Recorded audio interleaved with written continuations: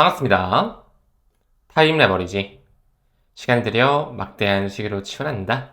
주말입니다. 또 이렇게 소중한 시간에 함께 성장해 주심에 감사드리고요. 정직, 성실, 겸손, 조심 다지면서 묵묵하게 이어갈 수 있도록 하겠습니다.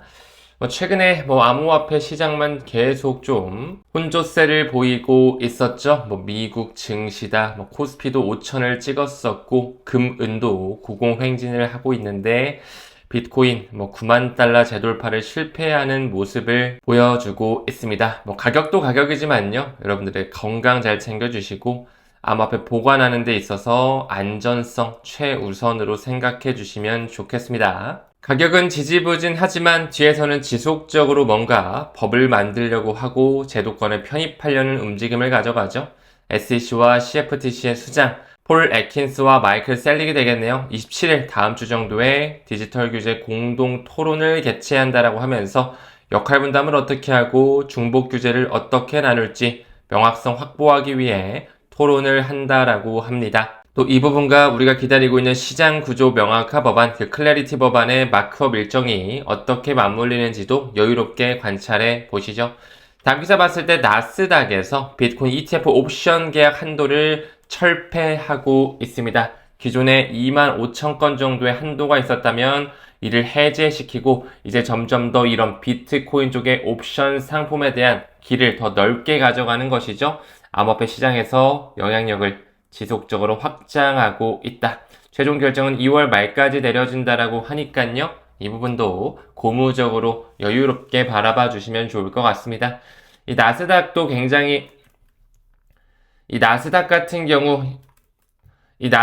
경우 작년부터 꾸준히 해시덱스와도 손을 잡고 여러 가지 인덱스 상품으로 취급하는 암호화폐들이 있었죠. 작년 말 기준으로 해서 나스닥 크립토 인덱스 다시 한번 체크하고 가겠습니다. 비트코인, 이더리움, XRP, 그리고 리플과 짝꿍인 스텔라 루멘도 들어와 있고요. 솔라나, 카르다노 에이다, 그리고 체인링크 어제 제가 투자사관학교에서 한번 다뤄드렸죠. 매우 중요한 오라클 영역의 대장격이다. 이런 코인들 우리 포트폴리오에 들어가 있어서 마땅한 코인들이라는 거 강조드리고 싶고요. 전 나스닥 회장 글렌 허친스 기억하시죠? 그는 실버레이크의 창시자였고 블랙록의 뿌리가 됐던 블랙스톤 출신이었다. 리플과 이더리움 끝까지 생존할 것을 예측하고 있었는데 혹시라도 여러분들께서도 이 투자에 있어서 가격적인 요인에 방해 요소로 작용되진 않으신가요? 나는 지금 XRP 평단이 4,000원, 4,500원, 심지어 4,800원인데 왜 자꾸 2,000원대, 3,000원대를 왔다 갔다 하는지 짜증이 날 수도 있겠지만요. 정말 그 토큰화 시장에 있어서 문제를 해결할 수 있는 혁신적인 솔루션인지 이 시장을 선도할 수 있는지에 대한 퀘스천 마크를 가격보다는 더 중점적으로 둬야 된다라는 말씀을 드리고 싶습니다. 왜 그러죠? 우리는 이 토큰화 시대가 올 것을 믿고 확신하고 있기 때문이죠. 바로 어제 나왔던 기사입니다. 블랙록의 CEO 레리 핑크가 이번에 세계경제 포럼에서도 이야기를 했죠. 토큰화는 필연적이고 전 세계 금융에 대한 지형이 바뀐다. 이 친구들과 직접적으로 연관되는 이야기죠. 현재 브라질과 인도 같은 이런 브릭스 국가들이 꾸준하게 토크나이제이션을 선도하고 있다. 이렇게 칭찬을 하고 있고요. 무엇보다 작년 말부터 블랙록과 바이낸스가 손을 잡으면서 이 비들 펀드 자체를 이더리움뿐만 아니라 BNB까지 해서도 신규 발행하고 있었다라는 거. 이 창펑자오 같은 경우도 트럼프로부터 사면을 받고 지금 약간의 선택받은 자의 인물로서 온 세상을 돌아다니고 있습니다. 그들이 지금 토큰화 시장을 준비시키고 있다라는 거. 좌우장펑이 이렇게 말하죠. 10여 개 정부와 이미 국유자산 토큰화를 논의하고 있고 조각 투자가 현실화된다면 새로운 정부의 자금 재원 조달 수단이 될 것이다. 점점 더 이 결제 파이프라인은 커지면서 스위프트가 완전히 바뀌는 시대, 우리는 시간을 내 편으로 들여야 되겠죠. 여기 나오는 것처럼 블록체인 기반 토큰으로 전환하면서 분할 소유와 새로운 금융 기회를 제공하고요.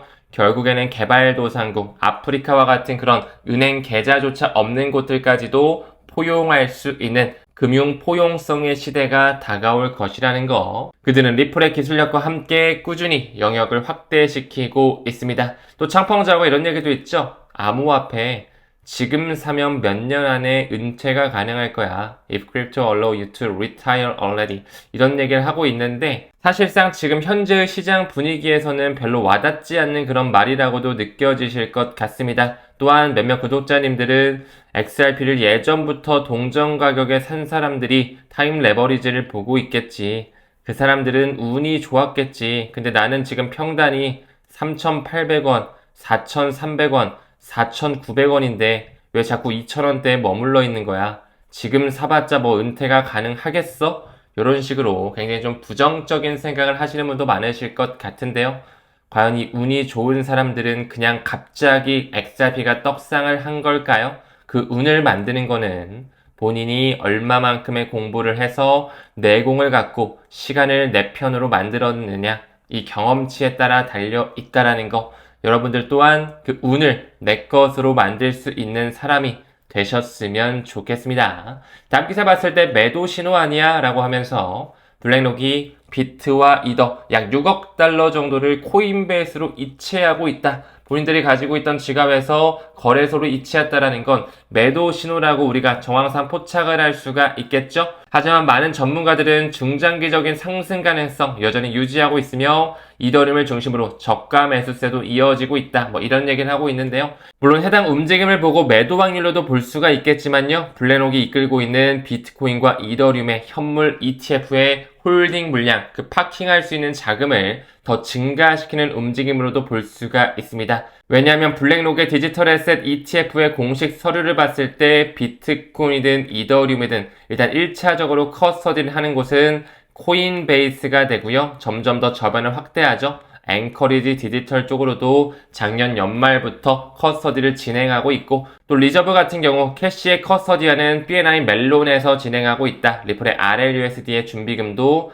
BNI 멜론에서 담당을 하고 있죠. 그렇기 때문에 매도의 확률도 있겠지만 ETF 홀딩할 수 있는 그 물량을 증가시키거나 그들끼리의 손바뀜일 확률도 높다라는 거. 최근에 비트코인뿐만 아니라 이더리움에 대한 추가 매수세를 이어가고 있거든요. 이 고래는요 아직까지도 스테이블 코인 USDC도 꽤 많이 확보하고 있기 때문에 이를 언제든 암호화폐로 전환시킬 수 있다는 잠재력 또한 열어드릴 수 있을 것 같습니다. 또한 마이클 셀러 같은 스트래티지의 수장이죠. 비트마인도 마찬가지고 많은 암호화폐 DAT 기업들이 꾸준히 매집세를 지속하고 있습니다. 또 비트마인 같은 경우는 이더리움 더 많은 물량을 스테이킹하고 있죠. 시장은 지지부진하지만 그들은 급락장에서도 강세 발언을 하고 무엇보다도 추가 매수를 고민하고 있다라는 거. 우리는 레버리지 뷰를 축소하고요. 청산 위험을 최소화하고 웬만하면 DCA로서 우리의 물량을 천천히 확보했으면 좋겠습니다. 지금 현재 암호화폐 시장은 호재가 아닌 시장이죠. 좋은 호재가 떴다 한들 가격으로 반영되지 않은 그런 마비된 상태에 놓여져 있습니다. 하지만 그 뒷단에서 그들은 OTC 마켓을 통해 그들의 전략적 움직임을 가져가고 있다는 거. 결국에 시장가로 반영이 되겠죠. 시간의 문제라고 생각합니다. 다음 기사 봤을 때 코인베이스가 양자 컴퓨팅 위험 평가를 할 수 있는 자문위원회를 설립했다라고 하면서 2027년 초에 한 내년 초에는 양자 리스크에 대한 평가 보고서를 발표할 계획이다. 이런 얘기를 하고 있는데요.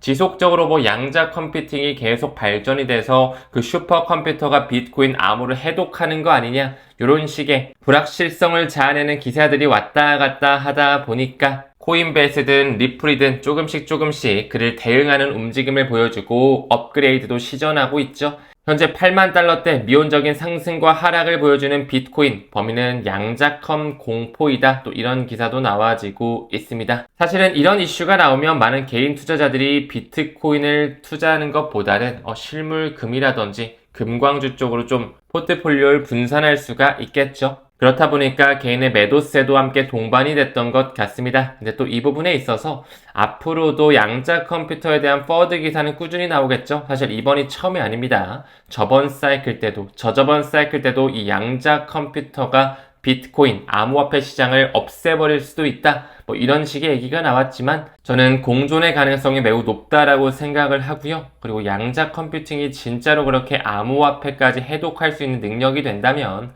은행, 전통 금융을 털지 왜 아직 시장 캐파도 정말 작은 암호화폐 시장을 건드리는지 약간은 이런 아이러니함도 충분히 느껴지는 것 같습니다. 그리고 정말로 양자 컴퓨터가 비트코인을 위협한다면 많은 국가 단위, 기관 단위, 그리고 미국의 주정부 단위에서 비트코인을 받아들이지 않았겠죠? 그 부분의 일환으로 미국의 캔자스주에서 비트코인 디지털 자산 준비금 법안을 발의하고 있다라고 하면서 점점 이런 미국의 50개 주의 주정부 차원에서 비트코인과 같은 이런 암호화폐를 받아들이는 여러 가지 법안들이 발의가 되고 있습니다.